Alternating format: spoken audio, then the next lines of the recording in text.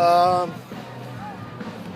so before we took the field today, we're with the team in a team meeting, and I kind of reminded them and reminded the staff, who has it better than us, and they all responded with a big nobody. It's Saturday afternoon, it's spring practice, the sun is shining, we got swim with Mike, get to come out and run around, throw the ball, tackle, block, do all the stuff we love to do, and enjoy an unbelievable day at USC. And so I thought our guys did that on the field in practice, and it was competitive, it was good, there was some good teaching periods, some third down emphasis, some backed up scenarios, some overtime, and the end result was, I think we got better. We'll have a chance to look at the film and find out.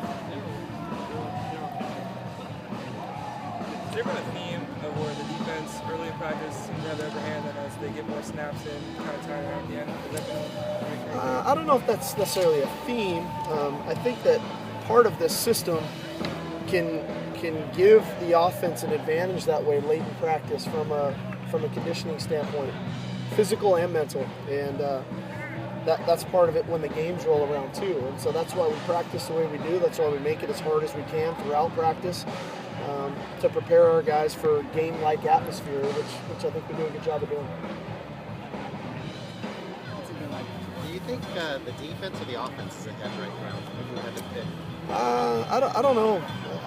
I'm not as concerned about who's ahead. I'm more focused on today and the next snap and how we're performing for the next snap and prepared for the next snap, and that one's coming Tuesday. So we've got a bunch of plays to look at from today to fix little things at every position group that ultimately will help the offense and the defense improve to get better for Tuesday. I don't know if either one's ahead. I think they both have their moments of doing some good stuff. I thought the defensive front today, especially in the run game, was really good. We need to improve that offensively. We need to improve our pad level, quite honestly, as we're not running the football the way I would like yet. We'll get there. But then in the passing game, I think the offense is making some plays. So I think it goes both ways, and that's a sign of a good team, that it is a battle, back and forth. But I do know our defense makes it hard on the offense, to be successful consistently, and that's a sign of a good team. I love Clay. Clay's a good football coach. He's bright. He's detail oriented. He's demanding. He's a really good football coach, and not only on the field but off the field. He's an organized guy that knows what he's looking for, knows what he wants from his coaches, from his players, and he's been doing a really nice job. It's been great.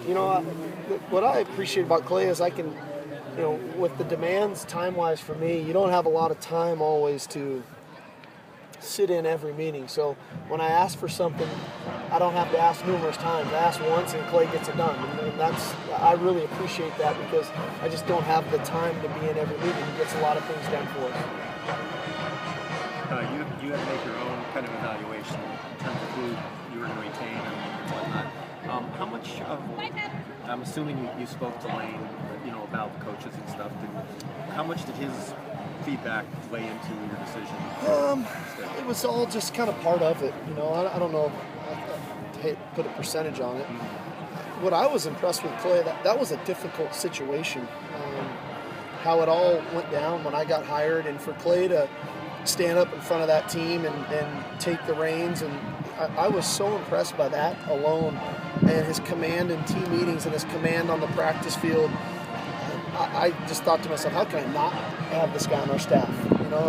That was just, I was just kind of blown away of just the way he handled it all, and forget the X's and O's piece of it. It was just the way he stood up as a coach that I just could not hire him, and then I had to fight to keep him. A lot of people were coming after him, and we were able to keep him, which was great.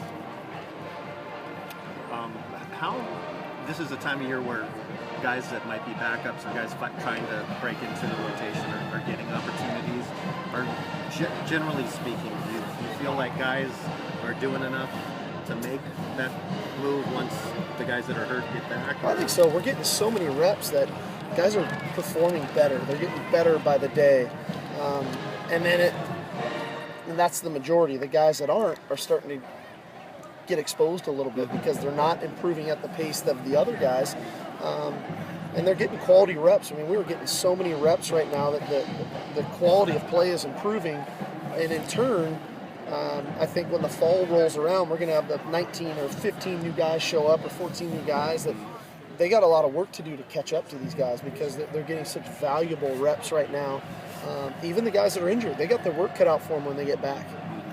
So what is the advantage going through fall, getting that many more reps by the end of the year? I mean, you might have 3 times as many reps maybe as last fall with this team. Well, I'm just a believer in muscle memory, of getting on the field and doing it over and over and over again.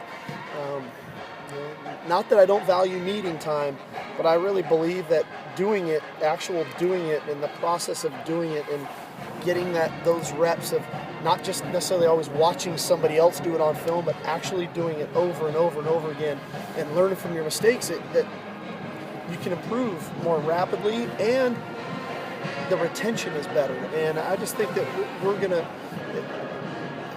really going to reap the benefits of that come September. Again, we're 9 practices in, quite honestly, we're 9 practices in, but we've run over 1,000 plays, and then you throw in walkthroughs, we're over 2,000 plays, and just seeing the call, getting the signal, getting lined up, the communication factor up front with the O-line, the D-line, the linebackers, the signals with the DBs to one another, what they're doing, all of those things over time, you add that up, we'll benefit immensely from it.